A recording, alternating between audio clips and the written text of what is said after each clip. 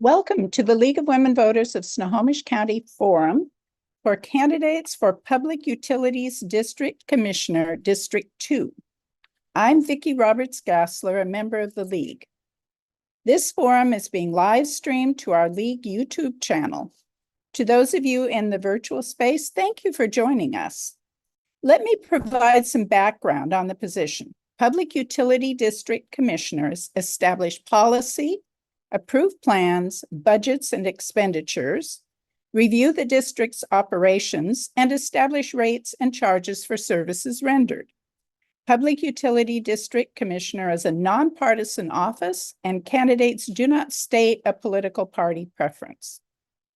Candidates for PUD Commissioner District 2 are Micah Rowland, Julieta Altamirano Crosby, and Amber King. It is the policy of the League to be nonpartisan. Therefore, we neither endorse nor oppose candidates or parties. The rules for participation in this forum were sent ahead of time to all candidates, and they have agreed to follow them. I will pose the questions and will clearly state the amount of time allowed for each answer. We are using a countdown timer visible to all candidates, and time limits on answers will be strictly enforced. The order for the first question has been chosen at random. For the first question, it will be Amber King, Julieta Altamirano Crosby, and Micah Rowland. I will then alternate candidates in the starting position to ensure a fair sequence. So let's begin. Candidates will have 90 seconds to respond to this first question and to the second question. First question. What is your 10-year vision for the PUD? Candidate King. Hi, good evening. Thank you for having me. My 10-year vision for the PUD is a self-sustaining and functioning utility with reasonable rates, local generation and storage, and maintained and fully funded infrastructure slate. Sensible contracts with BPA and the ability to provide reliable services and meet the needs of growth and core business consumers. We have a robust cybersecurity and policies that protect consumers' rights while operating in a fiscally conservative manner with a balanced budget to minimize impacts on households. We've turned the right-of-ways into trails for the communities, solar parking lot structures with on-site storage, and large building generation. We are working with tribes on shared needs, including broadband access to rural Snohomish County, providing healthy power for citizens, and harnessing to the best of our abilities the incredible natural resources and people power and Mother Nature that we are gifted to have in Snohomish County. Thank you. Candidate Altamirano Crosby, same question. Thank you. My 10-year vision for the PUD focused on two main priorities, reliability and affordability. The reliability, I will work to ensure that the PUD has the resources and infrastructure to provide consistent power and water 24/7, 365 days a year, even during extreme weather conditions. This means investing in resilient systems and emergency preparedness to always keep our communities safe and comfortable. Affordability, I aim to make electricity and water affordable for all residents. This includes offering subsidies for low-income customers and launching programs to help them improve energy efficiency, such as through insulation and heat pumps.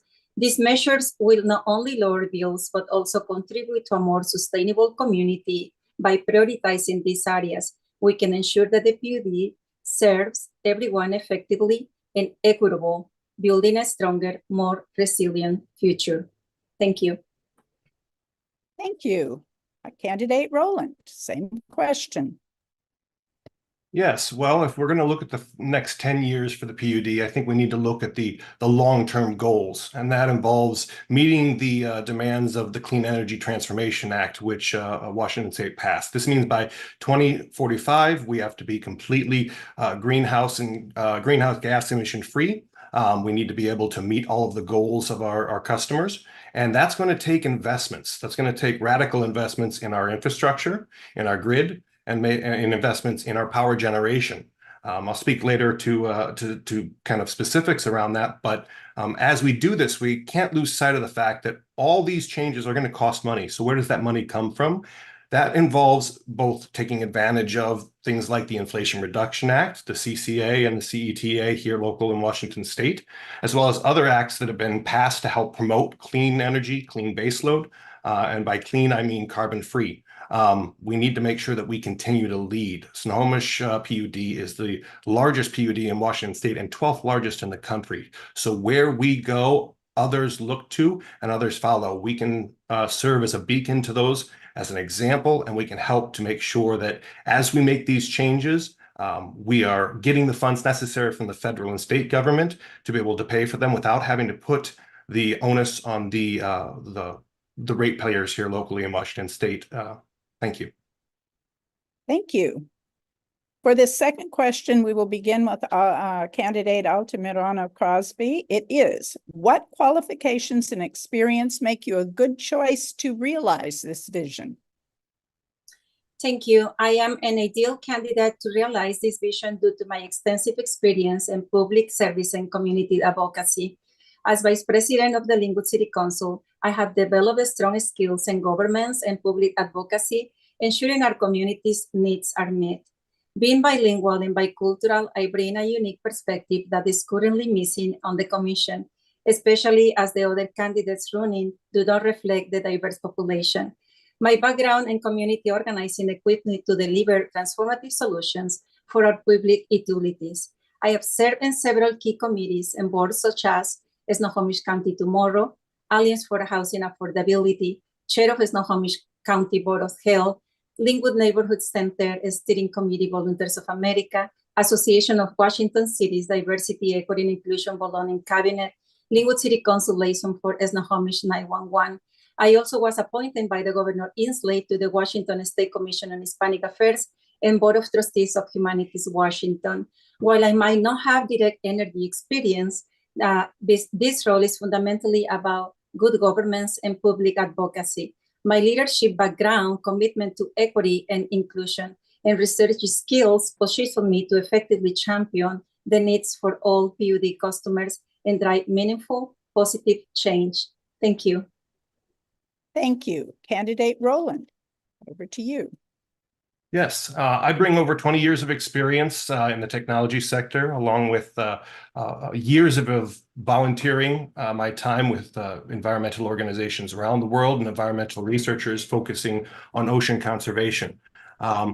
This background gives me a unique position because I can take the skills that I have from my technological background, because most of the innovations that we are going to see are going to be technology-based, whether it be data analytics being added in, artificial intelligence being added in to make sure that our grids are more resilient and smart.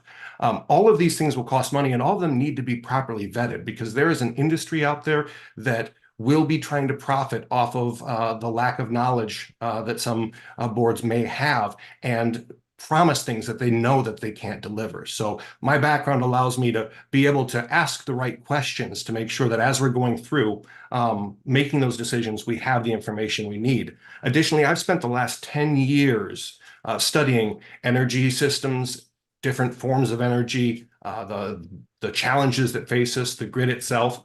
And this information is going to be invaluable as I act as a commissioner. Additionally, I serve as a fire commissioner for South County Fire. There I've gained valuable experience in community leadership and being able to work with my colleagues. I've been endorsed by Lillian Ortiz Self and Strom Peterson. They're the representatives here from the 21st, many local government officials. And thank you very much. Thank you. Candidate King, same question. Certainly. So I've spent the last 15 years of my professional career in construction as a contract manager, and now working with rural utilities, finance, and infrastructure funding. So as a single mom, I understand the day-to-day struggles on how to account for unpredictable bills and what changes in billing structures would have on everyday people. As a small business owner, I understand the needs of balancing business needs and community needs. I've worked for the past 4 years on passing a national infrastructure bank to help solve the rising national debt to help fund our failing infrastructure shortfalls. And as Congress continues to funnel billions of dollars overseas while ignoring struggles at home, the median income in the United States now sells for $70,000 more than the average household can afford. The Congressional Budget Office estimates that under current policies and projected debt levels, that economic growth will slow to levels that of below the 10-year average prior to COVID. I believe I have the fiscal and project management and real-world experience to help mitigate these risks and manage our utilities in a manner that will boost infrastructure, mitigate climate catastrophes, and enhance innovation in a responsible and meaningful manner. Thank you. For each of the remaining questions, 60 seconds will be allowed. Timer, please reset the timer. How well is the Snohomish County PUD prepared to meet projected residential and business demands? Are there actions, changes, or policies you would propose or support? Please explain, beginning with candidate Rowland. Yes, well, I will say that we need to do a lot of work. We have adequate supply right now. We have a slight deficit, but in the next 20 to 30 years, we're going to need to add 35 gigawatts of new power generation. This is the government's numbers to be able to meet our goals of being carbon free. That is the equivalent of 87 million solar panels, 11,000 wind turbines, or constructing 5 Grand Coulee dams, which we know we don't have the infrastructure to do. So it's going to take a multi-pronged approach. Additionally, removing the lower Snake River dams, which the federal and state government are planning to do, will reduce that generation capacity that we currently have by 11%. That means we need to fill it. And this is baseload power. This is not power that can be replaced simply with solar and wind. It's going to take solar, wind, and storage or other carbon-free sources. So we need a comprehensive strategy to address this deficit to make sure that we have enough power, because if we don't, it means increased rates. Thank you. Candidate King. Certainly. So much of my answer to this question actually lies in our contract renewal with the Bonneville Power Authority. And that dictates that we have a very important contract negotiation coming up. And I hope that my experience in that arena can be put to good use for the citizens of Snohomish County. We are only prepared as we think the risks that we are mitigating allow us to be. I have read the IRP, or the Integrated Resource Plan, that was passed last year, and the strategic plan is clearly planned for the next few years, but only until 2028. So we need to be prepared for an ever-changing landscape and how to navigate these risks with maintaining that we are looking at a downturn in our economy. And we are going to need to fill those gaps in funding. And we're bringing on technologies that we may or may not be able to afford. So I look forward in being able to have these conversations and prepare for our future. Thank you. Candidate Altamirano Crosby. Thank you. Based on my research, I believe Snohomish County PUD is on the right track. They are building a large energy storage project in Arlington and working on their 20-year integrated resource plan. From watching their board's presentation and reviewing their package, I see they are considering switching the products they purchase from BPA, which could provide more energy during peak times. In today's meeting, they approved updates to the retail electric vehicles, charging rate schedule, enhancing rates for level 3 EV chargers, and introducing rates for level 2 chargers. I fully support these initiatives and would advocate for further investments in renewable energy, enhancing grid resilience, and expanding energy efficient programs. Thank you. Thank you. For our fourth question, what, if anything, do you think the PUD should do to promote greater use of renewable energy in Snohomish County? Beginning with candidate King. So local energy storage that can be renewable would be a large focus of mine. I like to see it as one of our greatest resources we can give the PUD, and there are many ideas and technologies and challenges we are facing in the future. I would love to, in this, institute a school solar program with a built-in apprenticeship, because one of our people power resources is one of our severe resources that we are going to be lacking in the future. We are already seeing that in rural communities, and it will catch up to us in the cities. We are not training enough people to take and replace the baby boomer generation as they move into retirement, and we need qualified people. Large buildings and schools are a great opportunity to put in large solar and infrastructure that provide a learning lab in the place where the students are already at. So I would love to see these continued. Thank you. Candidate Altamirano Crosby. The PUD is already making significant strides in promoting renewable energy. They are building their second community solar project, El Sol al Alcance de Tus Manos, in South Everett, in collaboration with the local community. They provide valuable information to customers about adding solar in their homes, and all their own resources are renewable hydro projects. In addition, the PUD is partnering with the City of Everett in a solar project that will generate funds for the PUD's Project PRI program, which assists income-qualified customers. This planned solar array will have a capacity of 400 kilowatts, enough to power approximately 30 homes annually. I believe the PUD should continue these initiatives and expand their efforts to further promote renewable energy in Snohomish County. Thank you. Thank you. Candidate Rowland. I think the other two candidates have covered a lot of good points. One thing that I do want to talk about that's new is a lot of interest around rooftop solar. One thing that the PUD needs to be careful about, and I think that we need to take a very deliberative approach, which they have done, is what incentives we put around that, due to the fact that all those dollars are going to be best used where they provide the most value. And rooftop solar is much more expensive than building utility scale or community-based projects. Commercial solar is definitely a good option, but we do want to make sure that we use our money efficiently. I think we also need to enhance our energy conservation programs and incentives. I propose increasing the incentives and making it easier for residents to buy energy efficient appliances by offering rebates at the point of purchase. I know I just bought myself a washer and dryer heat pump, very efficient. But going through the process, making sure the model numbers are right, we should make it easier for people to get more efficient. Thank you. Fifth question. How well positioned is the PUD to respond to swings in energy and resource availability? Beginning with candidate Altamirano Crosby. This is a great question because it addresses a real challenge for the PUD. The PUD is actively taking steps to respond to fluctuations in energy and resource availability.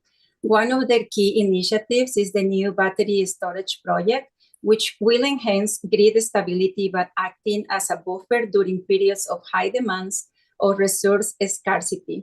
Additionally, the PUD is exploring switching products from BPA, which could improve reliability, especially during peak times. While this switch might have cost implications for customers, the potential benefits in terms of enhanced energy availability and stability could far outweigh those concerns. Overall, Snohomish County PUD is a strategical position to manage energy resources effectively, ensuring reliable services even in changing conditions. Thank you. Thank you. Candidate Rowland.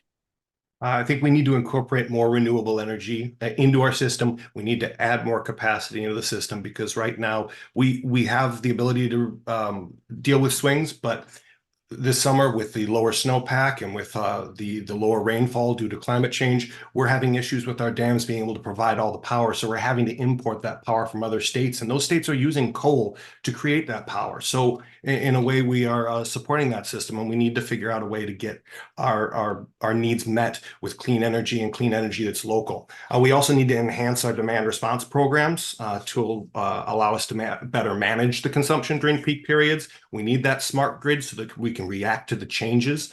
This involves different smart meters, expanding the coverage of rural broadband so that we can actually connect to these sources.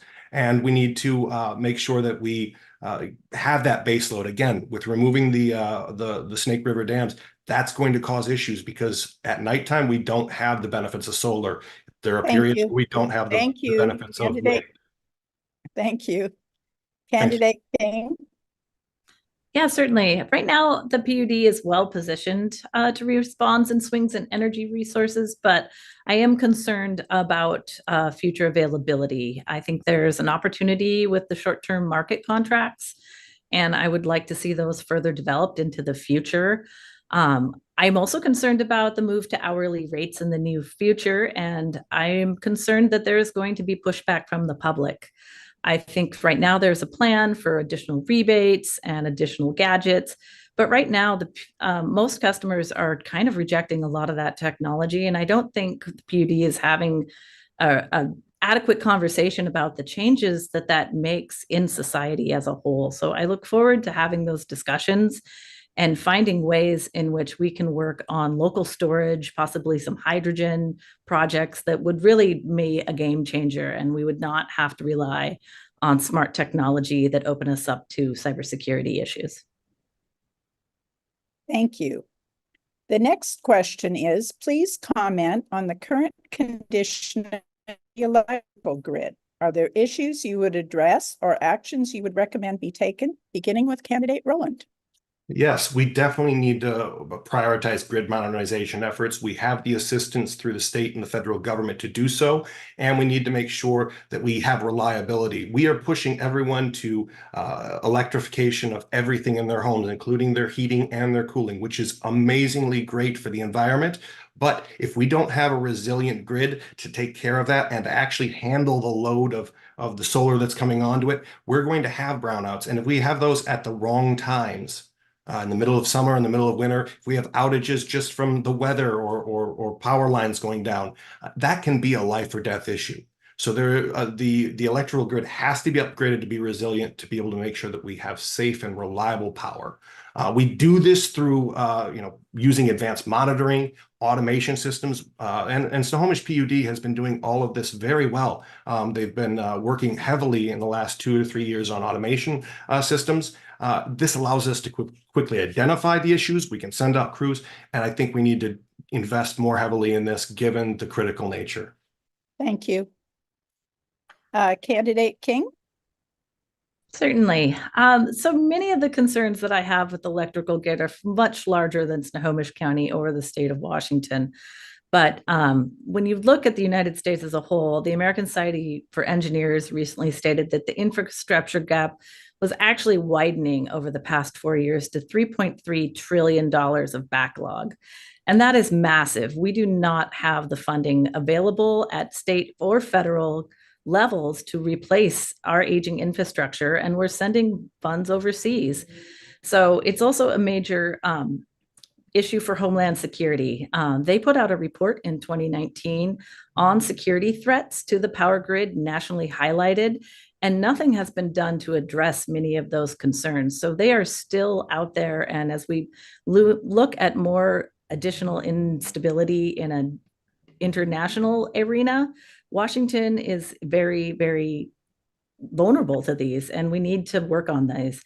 I'm a planner by heart, and I look forward to big picture visioning and small detail financial planning so that we have a capital improvement project and can work with our partners in the state and federal government to secure additional funding. Thank you. Candidate Altamirano Crosby.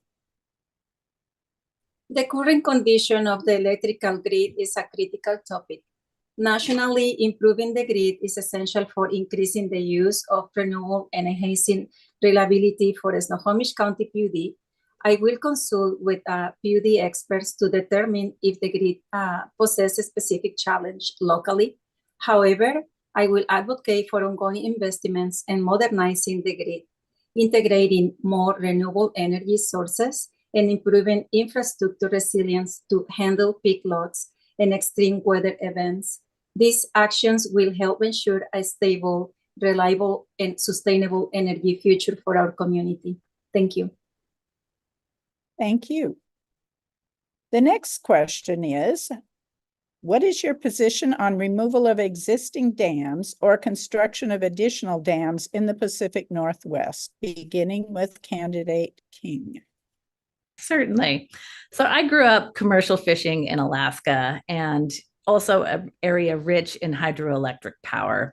We are very blessed in the Pacific Northwest to have such resources, And we have a lot of infrastructure to maintain as we currently look at some of the age of some of our existing dams and backlog in infrastructure funding for improvements, maintenance.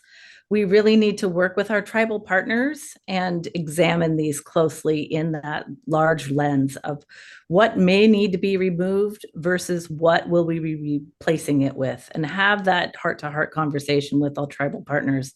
I think that's the only way we can move forward in a responsible manner that ensures that we're taking the best care for our customers and that we have power output and input from those partners to make sensible choices for the future, for us and for the salmon. Thank you. Candidate Altamirano Crosby.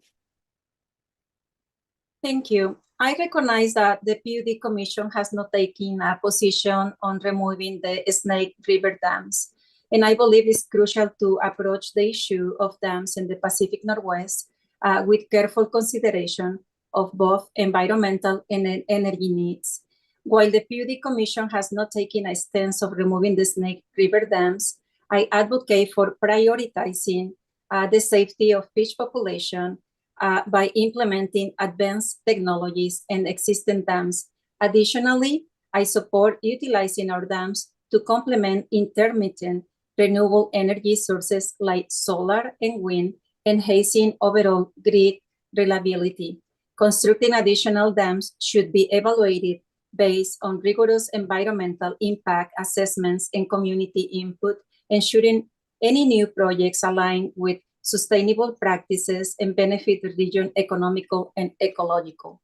Thank you. Thank you. Candidate Rowland.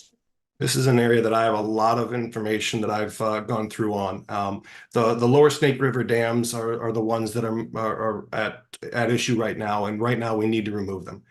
We've tried everything else. Our salmon populations in those areas, for every one salmon that leaves, only 0.9 return. So it is a dwindling resource. I agree with the Nez Perce tribe that we need to remove them and restore those rivers so that we have the best chance for our salmon, our orcas, and the entire ocean ecology.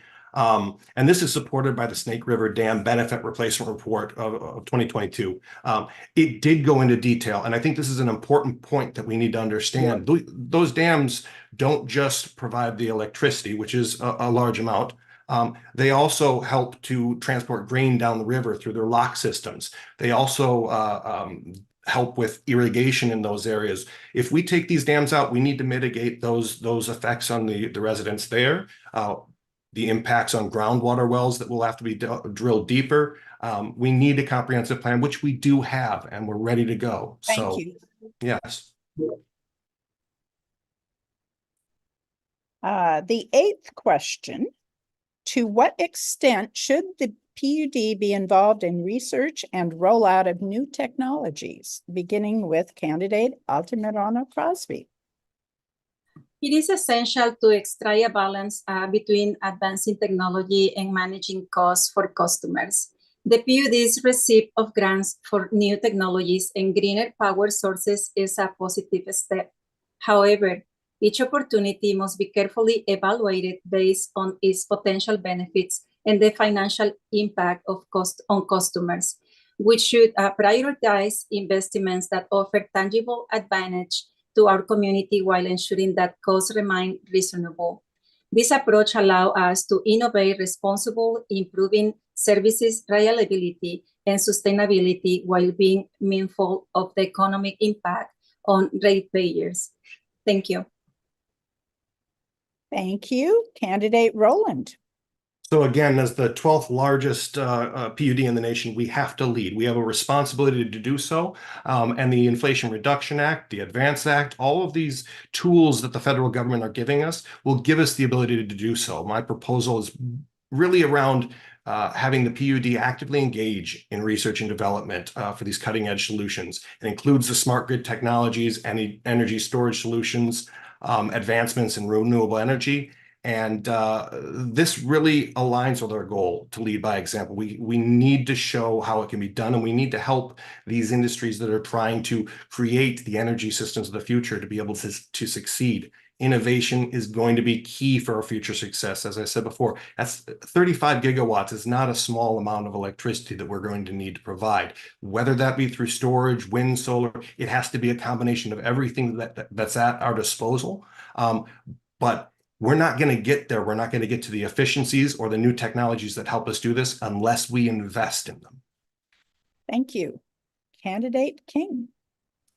Yeah, research is an important part of innovation. And in the current climate of sustainable development goals, I also believe a lot of technology is being rolled out that I would consider greenwashing and not really getting us to the goals that change our utility usage needs and provide for the future. I would look forward to finding alternative funding sources for a lot of the research locally, grants, programs, things that might be able to offset the cost of the rates for the ratepayers.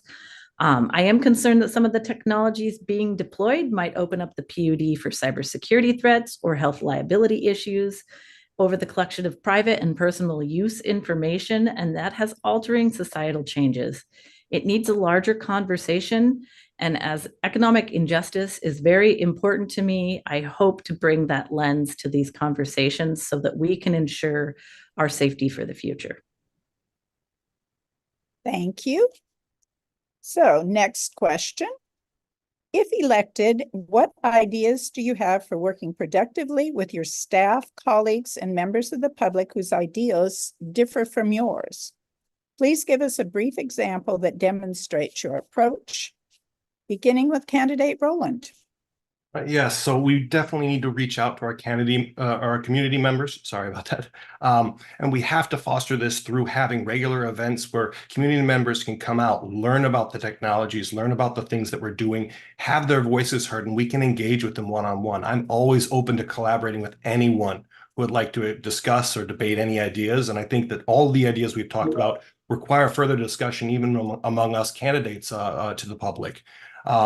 Doing so will only strengthen the solutions we come to by making sure all ideas are heard. We need a diversity of opinions. We need to be able to talk to people that disagree with us because we're going to learn things. And hopefully by learning from them and them learning from us, we can come to better solutions that may not be what we originally thought we wanted, but are better because all of those viewpoints are taken in. Thank you. Candidate King. Yeah, so I would like to hold open listening sessions with the public and receive input. In the last year and a half that I've been listening into the PUD Commission meetings, the public participation is almost abysmal and incredibly limited. I would love to change that. And in a post-COVID landscape, we need to find other ways to engage and communicate so that people's voices are heard and that we're actually listening and acting upon the feedback received. I look forward to working with the public. I have worked with many diverse organizations, groups, political parties. I've been a manager. I've been an owner. I've been the lowest of the totem pole. I began my career at the age of 15. I've worked in corporate America and I've worked for small businesses. So I really feel that I'm a candidate that has the wideness and the depth to be able to adapt and be approachable in all situations. And I think the public would find that in my candidacy. Thank you. Candidate Altamirano Crosby. I am committed to fostering a collaborative environment that values diverse perspectives. I will actively listen to staff, colleagues, and the public, especially when their ideas differ from mine. For example, in discussions about a new energy efficiency initiative, if there are varying opinions of implementation strategies, I will facilitate a forum where stakeholders can openly share their views.